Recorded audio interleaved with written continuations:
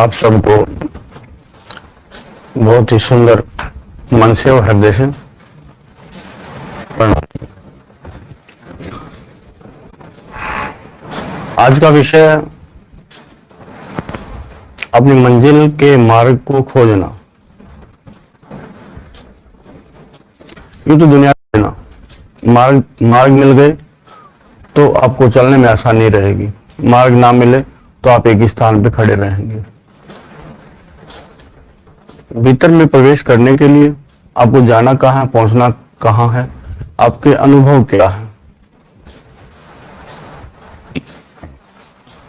बाहर की दुनिया में भी आप सहज जो आपकी मंजिल है उसके मार्ग को खोज के आप मंजिल तक पहुंच सकते हैं।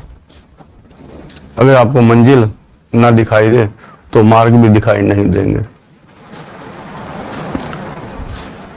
मार्ग मिले तो मंजिल आसान, आप चल के वहां तक आपकी लगन, आपका विश्वास, आपका अभ्यास, आपका धैर्य, ये आपके लिए जरूरी भी है। यही आपको मंजिल तक ले जाने के लिए आपकी सवारी भी। आपके भीतर सहज विश्वास का होना, आपके भीतर लगन का होना, दृढ़ निश्चय। कई बार हम हल्का निश्चय करते हैं, लेकिन दृढ़ निश्चय जिसका होगा वो मंजिल को पा ही लेगा। भीतर की दुनिया की अनुभूति आपको कुछ समय के लिए, कुछ लोग चाहते हैं एक पल में मेरा समाधान हो जाए, एक पल में मेरा काम हो जाए, एक पल में मैं भीतर पहुंच जाऊं, तो ऐसा नहीं। जिसका मन कोमलता में होता है, निर्मलता में होता है, वो जल्दी पहुंचता है, विसर्जन करता है। आपकी बुद्धि में विचार, आपका मन का लगना, ये जरूरी है। आपको मंजिल आपकी कहाँ है। जब आप मंजिल में चलते हैं तो आपके सब कुछ, अगर बाहर की दुनिया है और आपने सफर शुरू किया है, आपने मन बनाया है वहां पहुंचने तक जहां आपको पहुंचना है, या कोई तीर्थ हो या कोई भगवान का दर हो, वहां तक पहुंचने के लिए आपके शरीर की सारी संरचना एकाग्र हो जाती है और वहां पहुंचने में आपको कोई दिक्कत, कोई तकलीफ नहीं होती। आपका मन का कमजोर होना आपके रास्ते में आपके लिए बाधा बन सकता है। आपका दृढ़ निश्चय, आप वापस नहीं आएंगे, मंजिल को पाकर ही आप आराम करेंगे। आराम भी करना क्या है, आराम तो होता ही रहता है। प्रकृति अपने अनुसार सबको चलाती है, प्रकृति अपने अनुसार सबको चलाती है। और प्रकृति का अनुभव जो करने लगता है, क्या आपको अनुभूति होती है भीतर की दुनिया में प्रवेश करने से। जो आपकी आदतें हैं, जो आपको दूसरा कार्य न करने दें। किसी को नशे की आदत है, किसी को तीखा खाने की आदत है, किसी को भोग करने की आदत है। आदतों में आपको लगेगा कि ये आदत छूट जाए, और भीतर की दुनिया में जब आप प्रयास करते हैं तो ये आदत सहज छूट ही जाती है। कोई भी इंद्रिय अपने भोग के लिए आपको बाध्य नहीं करती और ना ही करेगी। ये अनुभव भी है आपके। जो बुरी आदतें हैं धीरे धीरे आप छोड़ सकते हैं, जो अच्छी आदतें हैं धीरे धीरे आपकी लगन आदत बन सकती है। वो आपकी इच्छा के ऊपर निर्भर करता है, आप किसके प्रति भाव अधिक बढ़ाए हैं, दुनियादारी में या परमपिता पे। आपकी लगन आपको सफल बनाती है, आपकी लगन आपको सफल बनाती है, आपका दृढ़ निश्चय आपको सफल बनाता है। अगर आप अपनी मंजिल आंखों से ओझल हो जाती है तो आपकी लगन में कमी है, और दृष्टि के सामने, आंखों के सामने आपकी मंजिल मिलती है और आप लगातार चलते रहते हैं। आपका दृढ़ निश्चय है, आपने संकल्प किया हुआ है, तो वो संकल्प प्रकृति पूरा करने के लिए वो जो कोशिश करती है, प्रकृति कराती है। शायद छूट जाते हैं रास्ते में छोटे प्रलोभनों के चक्कर में। प्रलोभन क्या है?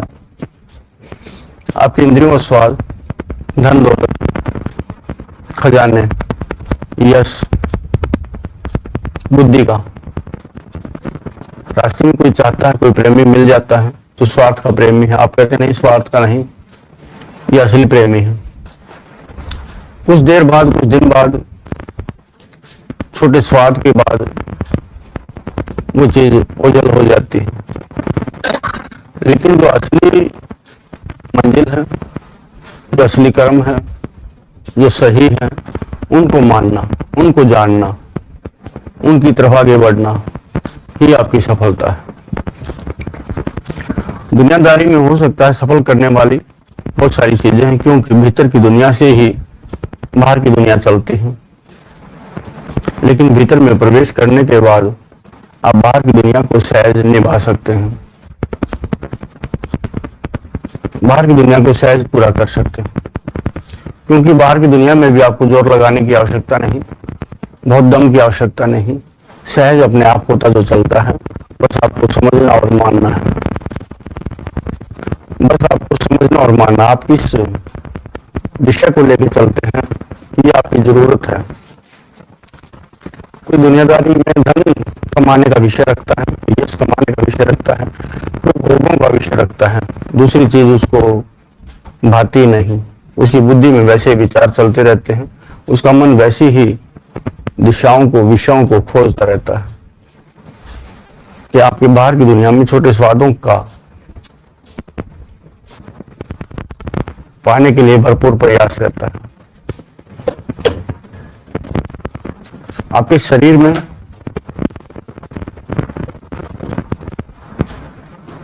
भीतर में प्रवेश करना, सूक्ष्म शरीर में प्रवेश करना एक अजब बात है। अगर आप भीतर में प्रवेश करते हैं, आपको जाना कहाँ है। अगर आप सही में ध्यान चाहते हैं तो आपकी लगन होनी चाहिए, आपको पता होना चाहिए कि सफर ऊपर की तरफ करना है या नीचे की तरफ करना है। मंजिल आपके ऊपर है या नीचे है, मंजिल आपके ऊपर है या नीचे है, ये जानना आपके लिए बेहद जरूरी है। जो नीचे की तरफ बहता है वो इंद्रियों के विषय भोग में लिप्त रहता है, और जो ऊपर की तरफ सफर करता है अपने आकाश की तरफ, तो इंद्रियों के विषय आपसे छूट जाते हैं। इंद्रियों के विषय आपसे, भूख हो, चाहे भोग हो, चाहे स्वाद हो, चाहे कुछ सुनने की आदत हो, बोलने की आदत हो, बाहर आपको सुने, अलग बात है। लेकिन जरूरी है कि आप सुने, आप कहें, एक ब्रह्म कहे, एक ब्रह्म बोले, तो कोई भी बात असत्य नहीं होगी। जब आपको स्वयं पे विश्वास हो जाएगा कि अब इंद्री के अधीन या बुद्धि के अधीन या मन के अधीन होकर मैं नहीं बोलता, तब आप सही दिशा और सही मार्ग में रहते हैं। आप जिसको जान लेंगे उसको फिर मान भी लेंगे, जिसको जानेंगे नहीं मानेंगे नहीं। जानना और मानना ब्रह्म को है, पर ब्रह्म को है। आपका सफर आपके आकाश में है, आपकी दुनिया, असली घर, परिवार, सदस्य सब आपके आकाश में है। जब जब आप ध्यान में जाने की चेष्टा करते हैं, वैसे तो समय निर्धारित भी है, लेकिन आपके प्रयास, आपकी कोशिश, आपकी लगन, आपकी चाहत बेहद होगी तो आप किसी भी समय कभी भी अपना ध्यान लगा सकते हैं।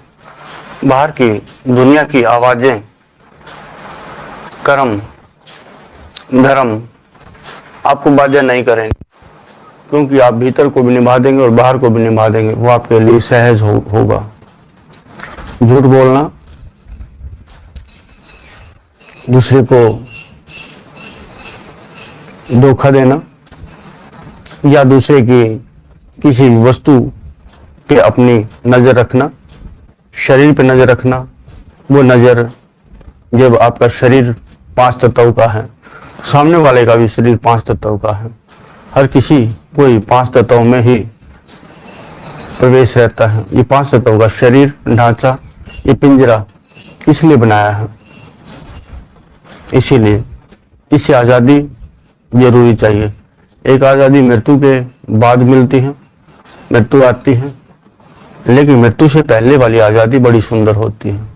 भ्रमण करके देख सकता है, ऊपर की दुनिया में, भीतर की दुनिया में भ्रमण कर सकता है, सूक्ष्म शरीर के द्वारा अपनी साधना को पूरी कर सकता है, अपनी मंजिल को पा सकता है।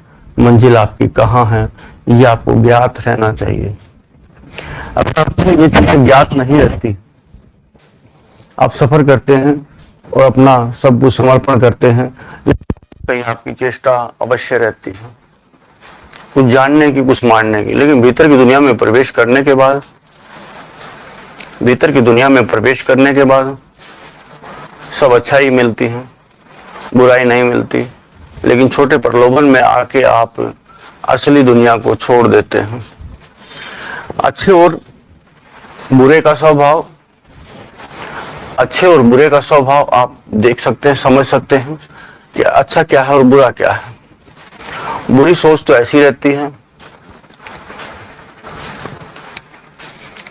जैसे जल में जोंक होती है, जोंक किसी के भी संपर्क में आते ही लिपट जाती है और खून चूसना उसका कार्य रहता है। और अच्छा बात एक ही होती है, सब कुछ उसी दलदल या कीचड़ या तालाब से मिलता है। अच्छाई की आदत होती है, अच्छाई सुंदर भी लगती है और सबको भाती भी है, सबको लुभाती भी है। अच्छे और बुरे का भेद, अच्छा एक कमल के समान होता है, जो खिलता है सबको अच्छा लगता है, बोलता है तो भी अच्छा लगता है, जो भीतर से बोलता है, जो सत्य के संग रहता है, जो अपने धर्म को पूरा रखता है, जो समझता है सही को, वो कमल के समान रहता है। उसका भविष्य तय करता है। आप भी अपना भविष्य जान सकते हैं। आपको पता रहना चाहिए आप अपना भविष्य कैसे जान सकते हैं। जो आप कर्म करते हैं उसी पे आपका भविष्य निर्मित होता है। अगर आपने सहज हृदय में किसी को बिठाया है तो वो भी आपको अपने हृदय में बिठाएगा। सहज व्यवहार जिसके साथ करते हैं, अगर आपने अच्छा व्यवहार किया है तो उसी से आपका भाग्य, भविष्य निर्मित होता है। इसकी जानने के लिए कुछ और नहीं होती, लेकिन आप जागे हुए हैं तो इन चीजों को जान सकते हैं कि आप किस प्रकार परम के संग, दुनियादारी के संग, आत्मा के संग, स्वयं की आत्मा के संग, दूसरी आत्माओं के संग किस प्रकार का व्यवहार करते हैं। वही आपका भविष्य और भाग्य बनता है। कमल का फूल बड़ा सुंदर होता है, आपके भीतर भी अनेकों फूल खिलते हैं, लेकिन कुछ जोंक की भांति, कुछ कीट पतंग की भांति भी आपके भीतर छोटे विचार चलते रहते हैं हमेशा। जब किसी की तृष्णा जागती है तो उसके लिए कोई मायने नहीं रखता कौन अपना और कौन पराया है। जब किसी को चाहत धन की जागती है तो उसको ये नहीं पता लगता कौन, किसके साथ व्यवहार करूं, किसके साथ व्यापार करूं।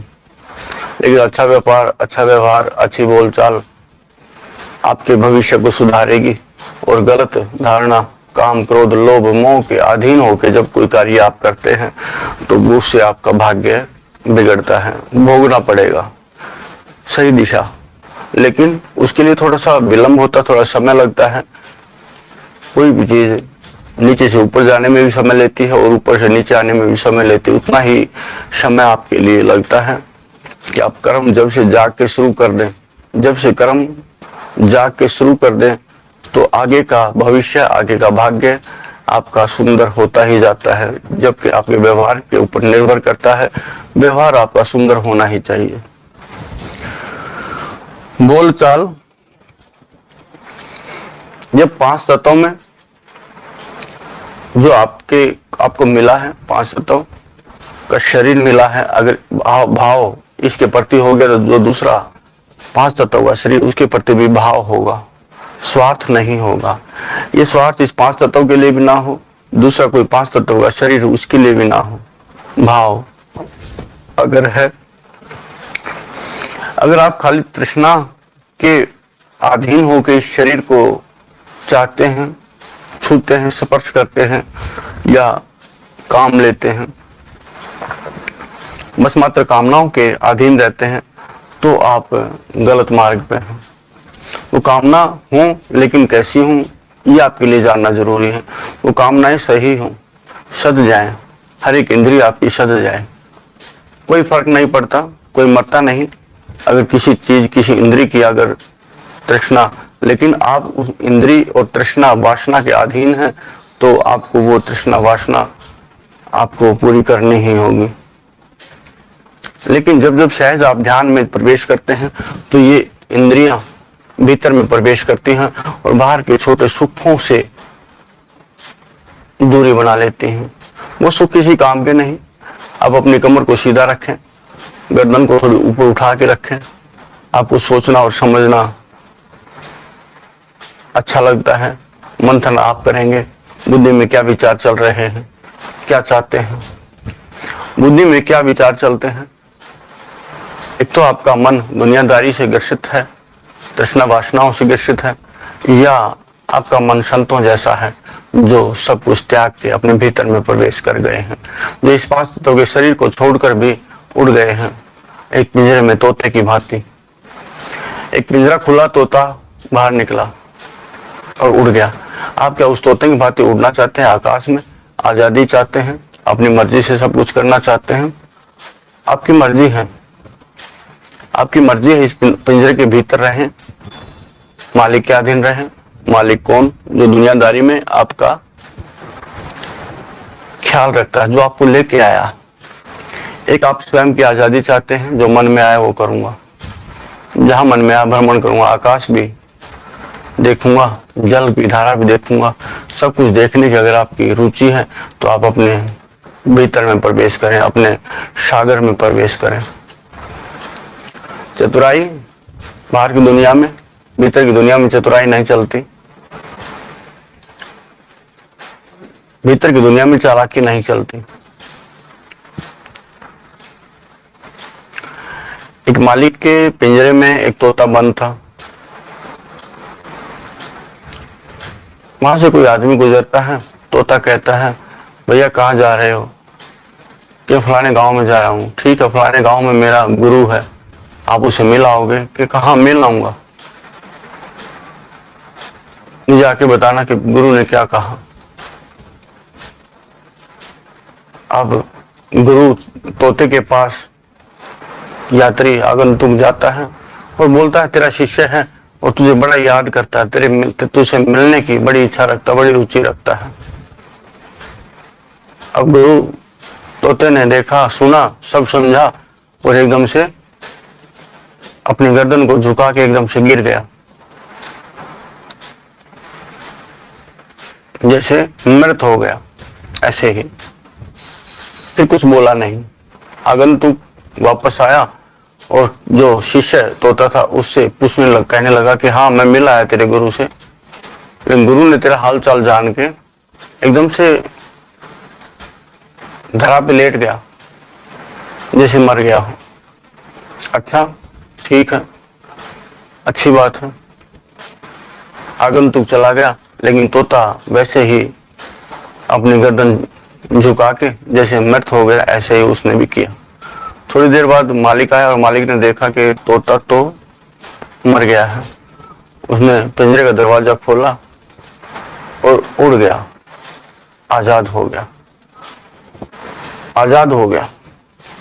आप भी बाहर की दुनिया में समझदारी रखते हैं, भीतर की दुनिया में भी आपकी समझदारी होती है, लेकिन आपके भीतर भाव बढ़ने चाहिए, आपके भीतर विश्वास रोज निरंतर बढ़ना चाहिए।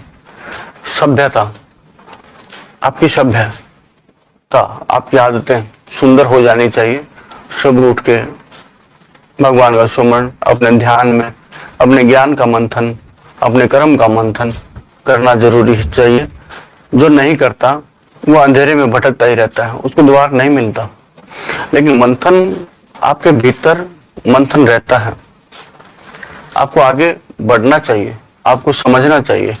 जैसे तोते ने समझा, आपको भी समझना चाहिए। आप भी गहरे ध्यान में चले जाएं। गहरा ध्यान क्या होता है? एक मृत अवस्था होती है, एक मृत अवस्था होती है।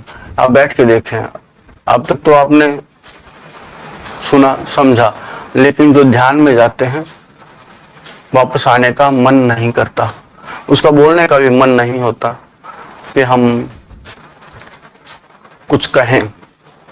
वो सहज हो जाते हैं, शांत हो जाते हैं, धीर हो जाते हैं, गंभीर हो जाते हैं। व्यर्थ के शब्द उनके भीतर से निकलते नहीं, व्यर्थ की चिंता उनकी बुद्धि करती नहीं, व्यर्थ का मन भटकता नहीं। जो करेगा वो सही। आप सहज शांत होकर जो कार्य करते हैं, सहजता में शांत होकर जो कार्य करते हैं, आपका मन भी सहज होता है तो वो कार्य सफल भी होता है। लेकिन जो भागा दौड़ी में आपका भटकते मन के साथ आप कुछ भी करते हैं तो उतना आनंद आपको नहीं आता, आप स्वयं तक भी नहीं पहुंचते। स्वयं तक पहुंचने का मार्ग यही है, मंजिल तक पहुंचने का मार्ग यही है। आप अपने भीतर अपने आकाश में पहुंचने के लिए मार्ग खोजेंगे। सहज किस प्रकार होंगे? किस प्रकार आप सहज होंगे? आपके भीतर स्वयं को जानना, गुरु को जानना, परम को जानना, समझना।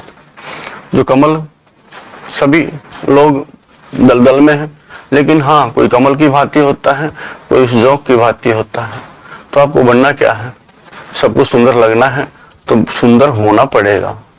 बेकारी, जो आप बेकारी के पीछे रहते हैं उनको त्यागना होगा, धीरे धीरे त्यागना होगा। बात वही है, समझदारों ने बहुत समझदारी की बात की है कि खाली हाथ आए थे और खाली हाथ जाना है, लेकिन कमाई क्या करके जाना है? वो कमाई आपकी निर्भरता है। आपको कैसा संग चाहिए, कैसी संगति चाहिए, आपकी संगति के ऊपर भी निर्भर करता है कि आपका मन कैसा है। आपको पता लगे, आपको उल जलूल बातें में अगर रुचि है तो आपका मन भी उल जलूल है। आपका भक्ति भाव की बातों में रुचि है तो आपका भक्ति भाव वाला मन है। आप जैसे चोरी वाला मन है तो चोरों से ही, आपकी चोरों की महफिल में ही आपको जगह मिलेगी। आप नशा करते हैं या कुछ और करते हैं तो वैसे ही स्थानों पे आपको जगह मिलती, जगह आपको नजर आएगी और बैठेंगे आप। अब ध्यान में, ज्ञान में, मंथन में वो दृष्टि आपकी है, दृष्टि आपकी है तो मिलेगा क्या? मिलेगा क्या? मिलने वाली चीज पे हमेशा हर कोई जाता है। कोई काम करता, कोई मेहनत करता, कोई किसी के पास जाता है तो वो पहले खोजता है कि मिलेगा क्या। आपके मन में भी ये प्रश्न होगा कि भीतर अगर प्रवेश कर जाए तो मिलेगा क्या? मिलेगा क्या? मिलेगा बाहर की दुनिया में भी होता है। जो गन्ना होता है, गन्ने में गुड़ होता है, जिसको दिखाई देता है गन्ने में गुड़, वो अपने कार्य में जुट जाता है। मेहंदी का रंग जैसे होता है, मेहंदी तो हरी होती है लेकिन उसका रंग भिन्न होता है और बड़ा सुंदर नजर आता है। जिसको लगता है वो उस प्रोसेस में लग जाता है कि मुझे रंग चाहिए। जिसको विश्वास नहीं, जिसको विश्वास नहीं वो कुछ कर भी नहीं सकता।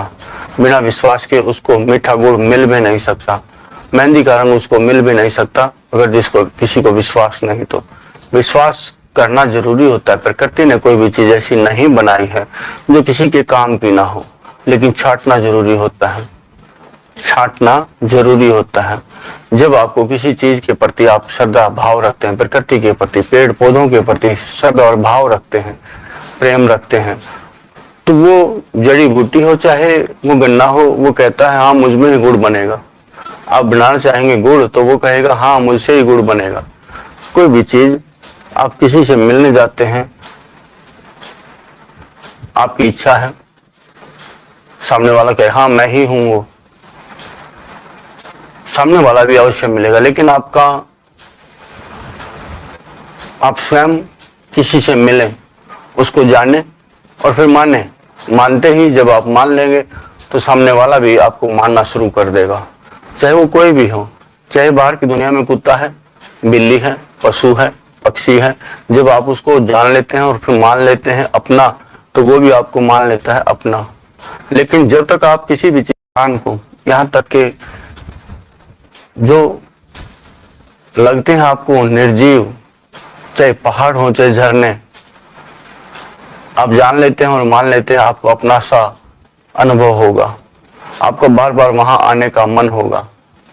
लेकिन आप जान लें, बार बार पशु पक्षियों से मिलने का मन होगा, बार बार पेड़ पौधों से मिलने का मन होगा, लेकिन आपका मन लगा है या नहीं, आपने जान लिया, आपने मान लिया या नहीं, वो जरूरी है।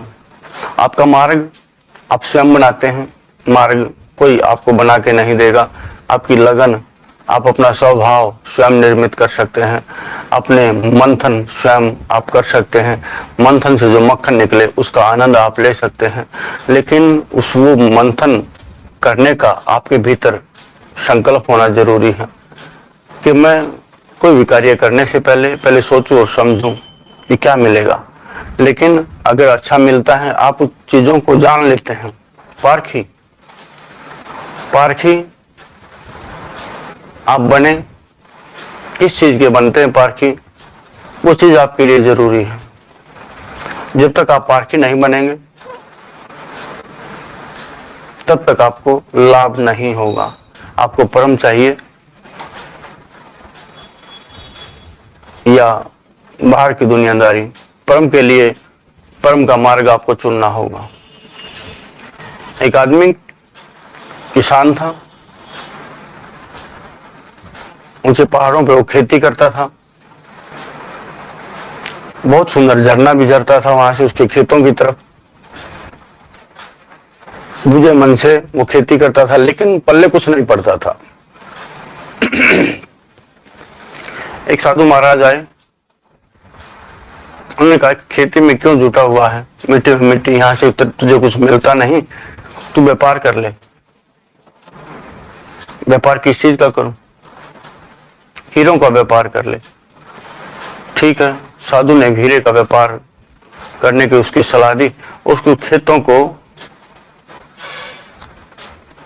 ले लिया, बिकवा दिया। अब वो जाता है फिरता है, उसको परख नहीं थी, असली और नकली में सब नकली दिखाते और असली लेते। 1 साल 2 साल 4 साल वो घूमा फिरा, लेकिन कुछ लाभ नहीं हुआ। वापस आया, खेत भी बिक चुके थे, लेकिन जिसने खेत लिए थे उसके खेतों में हीरों की खदान थी। 2 4 5 साल भ्रमण करने के बाद उसको असली हीरों की परख हो गई थी। वो आके देखता है, अगर मुझे पहले परख होती तो मैं इन हीरों का इस्तेमाल करता, ये खदान मेरी होती। वो देखता है बहुत ही सुंदर हीरों की खदान है, लेकिन बड़ी देर हो चुकी है, मैं इस चीज को गंवा चुका हूं। आप भी अपने इस जन्म को, अपने समय को गंवाते जा रहे हैं, लेकिन आपकी परख नहीं हो रही। आपको परखने की जरूरत है कि बाहर की दुनिया सच्ची या भीतर की दुनिया सच्ची। आपका स्वभाव सही, आपका इज्जत मान और सम्मान बाहर और भीतर की दुनिया में स्वभाव से आपका मान सम्मान बढ़ता है। आपने स्वभाव सुंदर निर्मित करने की चेष्टा की है या नहीं की, तो आप परख करें अपने भीतर की। जैसे आपके भीतर की निर्जनता को आप दूर करें, वहां सृजनता का भाव भरें, सृजन करें। आपकी बुद्धि, आपके कान आपको वो ध्वनि सुना दे जो भीतर की है, जो अनाहद नाद है, जो चलता ही रहता है। आपकी वाणी भी उसी का बखान करे, जो सत्य है, जो सही है, जो सच्चा है, अनमोल है, उसका बखान करे आपकी वाणी। आपकी आंखें भी उसके दर्शन के लिए तरसें और आपको दर्शन हो और तृप्त हो। ऐसी सुंदर आंखें आपके पास हैं, आपके कान, आपके नाक, आपकी श्वास, आपकी वाणी, आपकी कर्मेंद्री, आपकी ज्ञानेंद्री जागे। आपकी कर्मेंद्री, आपकी ज्ञानेंद्री, आपकी जागे। ज्ञानेंद्री सुंदर ज्ञान दे, कर्मेंद्री सुंदर कर्म करें। यही तो आपकी समझ है, यही तो मार्ग मिलता है आपको, यहीं से मार्ग मिलता है। अच्छा या बुरे का भेद यहीं से आपको पता लगता है और अपने इस जन्म के मार्ग को आप खोज लेते हैं, अपनी मंजिल के मार्ग को आप खोज ही लेते हैं। आपके भीतर किस प्रकार की तृष्णा है, आपके भीतर वो चीजें हैं। आप देखें, अगर आपके भीतर चोर चोरी जैसा भाव है तो सामने वाला भी आपको चोर नजर आएगा। अगर आपके भीतर झूठ का भाव है तो सामने वाला भी आपको झूठा नजर आएगा। लेकिन वो चीजें आपकी निकल जाएं। एक और बात कहूं तो एक साधु अपने झोंपड़े में बैठा हुआ था, रात का 1:30 बजा था। वो अपनी चारपाई पे कुछ अपना अनुभव लिख रहा था। साधु की बड़ी प्रतिष्ठा थी नगरी में, बहुत लोग जानते और समझते थे उनको, बहुत आदर मान करते थे। रात के 1:30 बजे से चोर आया। चोर ने सोचा दरवाजा उखाड़ना पड़ेगा, लेकिन दरवाजा तो हाथ लगाते ही खुल गया। चोर के हाथों में चाकू था और सीधा साधु के पास गया। साधु महाराज, बोलचाल उसकी सुंदर सभ्य नहीं थी। चाकू दिखाया। साधु ने कहा कोई बात नहीं, चाकू की आवश्यकता नहीं है, आओ अंदर। आप कौन हो? उसने कहा मैं तो चोर हूं, चोरी करने आया हूं। उसका भाव अलग है, भगत का भाव अलग होता है, चोर का भाव अलग होता है। साधु ने कहा कि बड़ी दुख की बात है कि शरीर, अनमोल शरीर होते हुए भी चोर बने हो। मुझे बड़ा दुख हुआ। चोर ने कहा मुझे पैसा चाहिए। ठीक है, अलमारी में पैसे पड़े, ले जाओ। चोर ने भी अचंभित हुआ कि ऐसे भी साधु होते हैं, जिसके घर चोरी करने आया हूं वही कहता ले जा।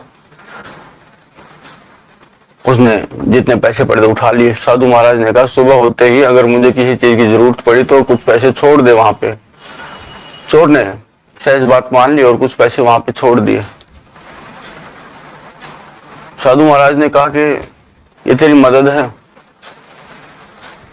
मैंने तेरी मदद की तो धन्यवाद तो बोल, मैंने तेरे को पैसा दिया तो धन्यवाद तो बोल। चोर ने बड़े असभ्य भाव से धन्यवाद कहा और निकल गया। कुछ समय बाद चोर फंस गया चोरी में, उसको अदालत में ले जाया गया। उसको अदालत में ले जाया गया, बात खुली, साधु महाराज के यहाँ भी चोरी की है। सब ने कहा साधु महाराज को बुलाओ, अगर साधु महाराज कह देंगे कि चोरी की है इसने, चोरी, ये चोर है, तो इसको सजा मिलेगी। और साधु की बड़ी प्रतिष्ठा थी, सब लोग जानते, सब लोग मानते थे। साधु महाराज कोर्ट में पेश हुए। जब चोर को देखा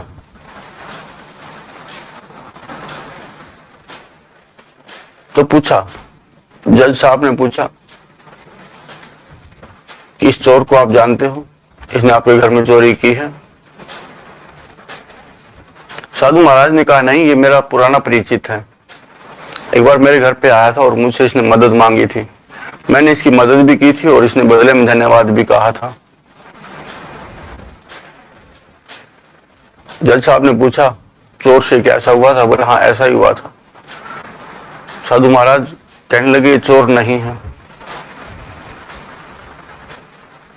चोर को छोड़ दिया गया, साधु महाराज की बात मान ली गई। साधु महाराज बाहर निकले। चोर ने कहा आपने मुझे क्यों बचाया, मैं चोर हूं। आपने क्यों मुझे बचाया, मैं तो चोर था। साधु महाराज ने कहा जब से मेरे भीतर का चोर मरा है मुझे कोई चोर नजर नहीं आता। आपके भीतर के क्या क्या चीज मरने वाली हैं, आप मारने वाले हैं, क्या क्या चीज आप छोड़ने वाले हैं।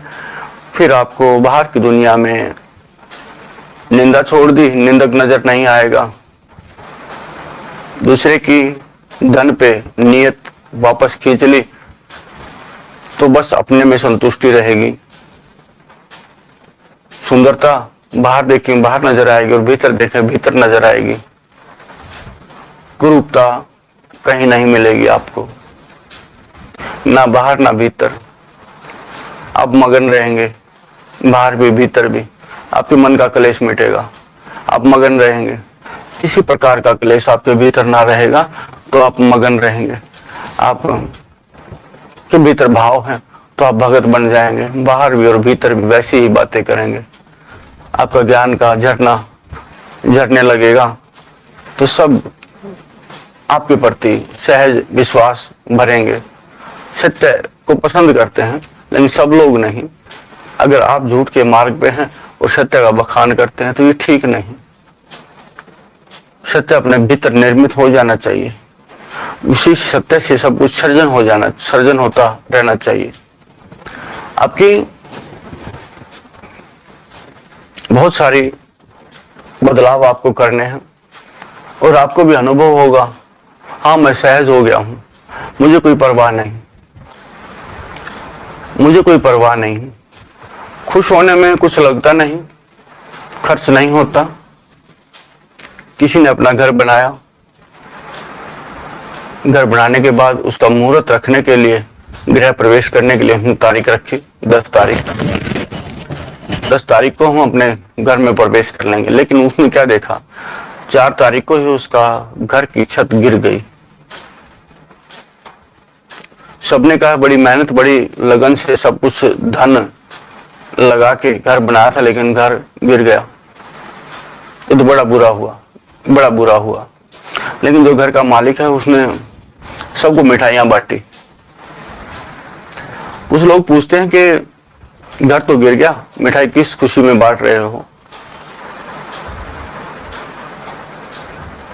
घर के मालिक ने कहा ये पहले हो गया, लेकिन अगर ये घर 10 तारीख के बाद गिरता तो मेरे परिवार से कोई बचता नहीं। इस खुशी में मेरा तो सब कुछ बच गया। तो आप जिस बात से दुखी होते हैं उस बात में दुख की बात नहीं, दुख में सुख खोजना। अगर वो अपने घर के लिए रोता पीटता, छत गिर गई, अब क्या करूंगा, कहां जाऊंगा, कहां रहूंगा, बाद की बात तो बाद में आपको मिल जाएगी। जो प्रकृति है उसने आपका आगे का समाधान खोज रखा है, आगे का समाधान देख रखा है। लेकिन आप सहज प्रकृति के संग चल के अपने मार्ग को खोजें। चाहे बात छोटी हो उसमें भी खुशी खोजें, चाहे बात बड़ी हो उसमें भी खुशी खोजें। लेकिन दुख की बात में भी जो आदमी खुशी खोज लेता है, दुख की बात में भी, बेइज्जती की बात में भी जो दुख खोज लेता है, सुख को खोज लेता है, तो कभी दुखी नहीं होता। बड़े बड़े साधु होते हैं, बड़े बड़े त्यागी संत होते हैं, लोग उनको भला और बुरा भी कहते हैं, लेकिन उनकी एक ही बात होती है, मेरी मर्जी, मैं कुछ तुमसे लूं या ना लूं, मेरी मर्जी है। कोई मान करता है, कोई अपमान करता है, तो मर्जी आपकी है कि अपमान आप अपने भीतर लें या नहीं लें। लेगा वो अपमान को जिसके भीतर अहंकार बड़ा है, भारी अहंकार है, और अहंकार पे चोट लगती है और आप लड़ाई लड़ने के लिए तैयार होते हैं। लेकिन आपने अपने भीतर उस अपमान को नहीं लिया। अगर आप अहंकार रहित हैं तो आपको कोई फर्क नहीं पड़ेगा। जैसे किसी ने अच्छी बात करी वैसी ही बुरी बात है। बुरी बात आपके अहंकार को चोट पहुंचाती है, बुरी बात आपके अहंकार को चोट पहुंचाती है और आप दुखी होते हैं, और दुखी होकर सामने वाले के लिए गलत बोलते हैं और गलत करते भी हैं। तो आप कितने सहज हैं, कितने शांत हैं, आपके अनुभव आपके संग हैं। आप निर्मित करें, अपना मार्ग खोजें, अपनी मंजिल को पाने के लिए आप लगन लगाएं, कोशिश करें, झूठी आह ना भरें, सच्ची वाह करें अगर सच्चा मिले तो। बहुत सारे लोग होते हैं जब अच्छा होता है तो भी उनके मन में कोई खुशी नहीं होती, वो खुशी का कार्य भी होता है तब भी उनके मन में खुशी नहीं होती, समान होते हैं। लेकिन बात है सुखी रहने की, बात है खुश रहने की। जो खुश रहता है तो दुख उसके नजदीक नहीं आता, और जो दुखी रहता है सुख उसके नजदीक नहीं आता। निभाना है जिसके साथ आपने जो व्यवहार किया है वो व्यवहार निभाने के लिए, पूरा करने के लिए आपके समीप, आपके सानिध्य में अवश्य आएगा। धरती माता का मान बढ़ाएं, जिससे आपका शरीर निर्मित हुआ है। धरती माता ने, वो भी धरती है, ये भी धरा है। 5 तत्व के प्रति आप सहज भाव से भरें।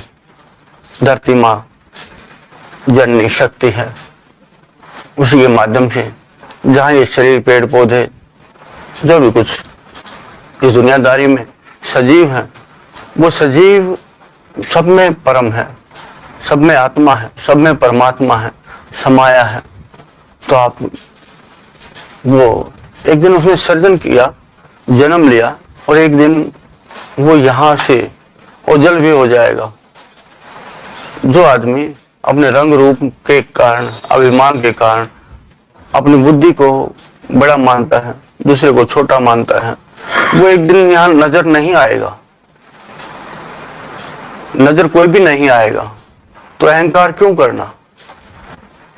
किस बात का अहंकार है? झूठा अहंकार।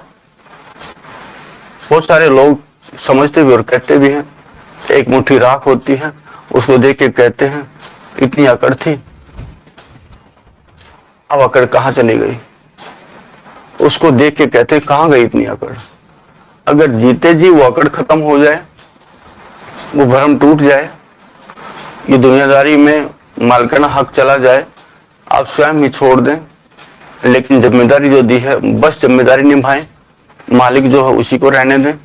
मालिक, आप मालिक ना बन बैठे। आपके लिए जो मालिक, जो हक दिया है, आपको जो भी दिया है, उसको आप संभालें। आपको सही में जो असली चीज परम पिता ने दी है आपको, उस चीज को संभालें। बाहर की दुनिया में आपको बहुत कुछ संभालने की जरूरत नहीं है, लेकिन बेकार की चीजों में आप पड़ते रहते हैं। इस शरीर को स्वस्थ रखना आपकी जिम्मेदारी है, 5 तत्वों को शुद्ध रखना आपकी जिम्मेदारी है, इस मन को सही राह पे चलाना आपकी जिम्मेदारी है, इस बुद्धि में अच्छे विचार आए आपकी जिम्मेदारी है, इस वाणी से सही बोलने आपकी जिम्मेदारी है, इन कानों में सही शब्द गूंजे वो भी आपकी जिम्मेदारी है, वो आपका सानिध्य है, वो आपका संगत है, तो वो आपकी जिम्मेदारी है। वो आप पूरा करते नहीं, लेकिन बेकार की चीजों में आप भटकते रहते हैं। इन चीजों को साधने के बाद, इस 5 तत्वों को साधने के बाद, 5 भूत से दूरी करने के बाद, 5 भूत को सही करने के बाद, दूत और भूत दोनों एक ही जैसे होते हैं। अगर भूत को मान सम्मान दिया जाए तो दूत बन जाता है, और दूत का मान सम्मान घटा दिया जाए, खत्म कर दिया जाए तो भूत बन जाता है। आपकी एक ही वही शब्द वाणी, झूठ से, शब्द से अगर झूठ निकाल दिया जाए तो सत्य रह जाता है, और शब्द में झूठ समाहित हो तो झूठ ही रहता है।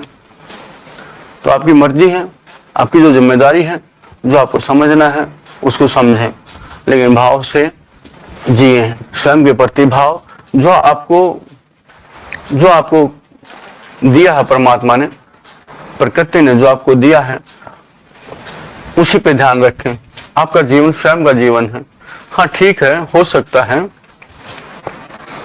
आप उस पेड़ की भांति हो सकते हैं जो सुंदर छाया देता, आपकी छाया में बहुत सारे आगंतुक यात्री या घर और परिवार वाले आपकी छाया में बैठ सकते हैं। परमपिता ने दिया है तो आप उसकी छाया दे सकते हैं, देने में सक्षम है, बहुत अच्छी बात है। अगर सुंदर फूल खिले हैं तो आपको महक सुंदर देनी जरूरी है। अगर फल आता है तो सुंदर फल सबके लिए जरूरी है।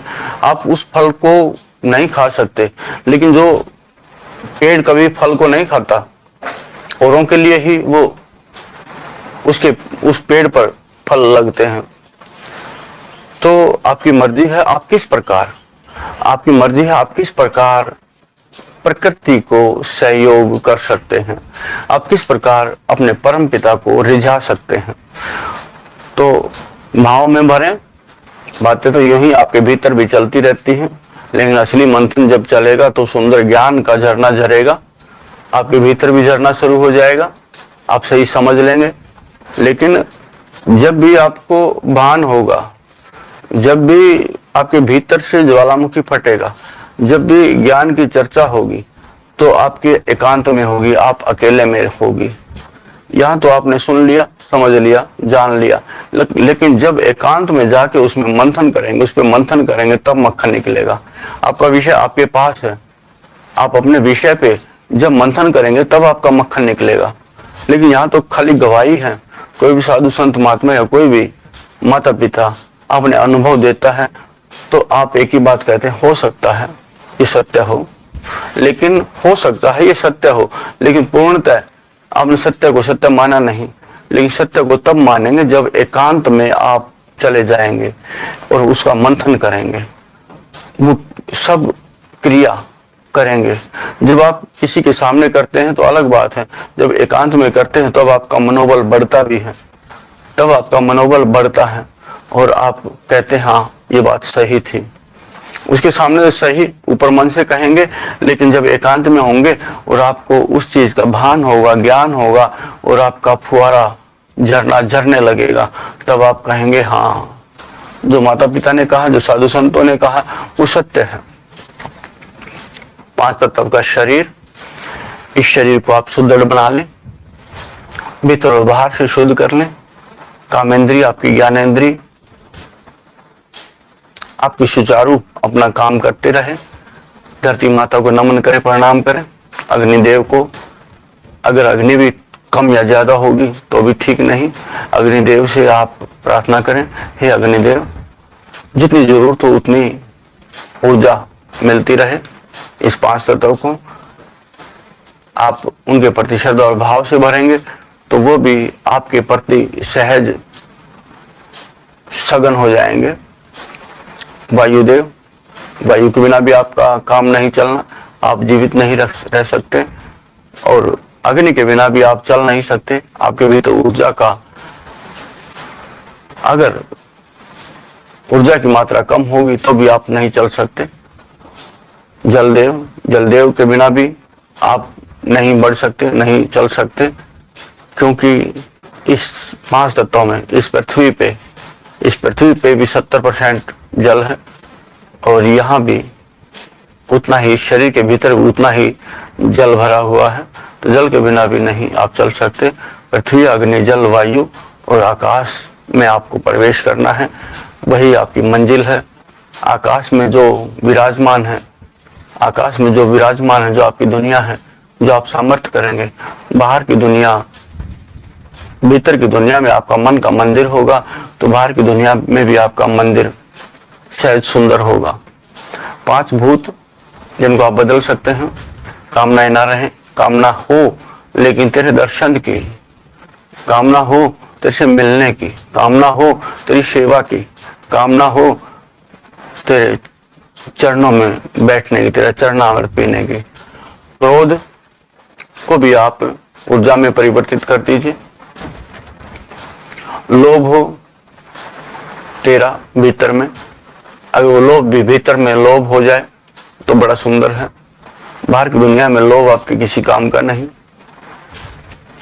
मोह, सारी दुनिया मेरी, जितने जीव, जितने जंतु, जितने पशु और जितने पेड़ पौधे, जितने पहाड़ हैं, वो सब के प्रति श्रद्धा भर जाए, सबको एक